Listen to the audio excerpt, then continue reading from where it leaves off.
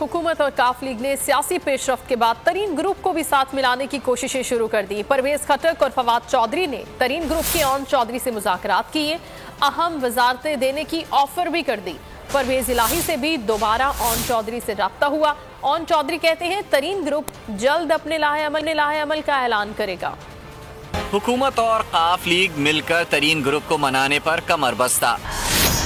हुकूमती टीम और परवेज इलाही के तरीन ग्रुप से अलग अलग राब्ते। तरीन ग्रुप को अहम वजारतों की पेशकश भी कर दी।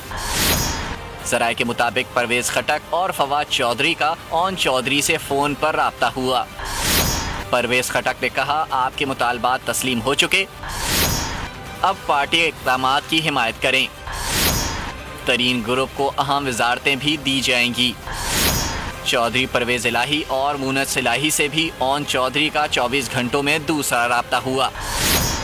परवेज इलाही ने कहा, वजीर आला के मनसब के लिए तरीन ग्रुप हिमायत करे। ओन चौधरी का कहना था, तरीन ग्रुप जल्द हतमी मुशावरत के बाद अपने लाहे अमल का ऐलान करेगा। सब्सक्राइब करें और बेल दबाएं ताकि कोई खबर रह न जाए।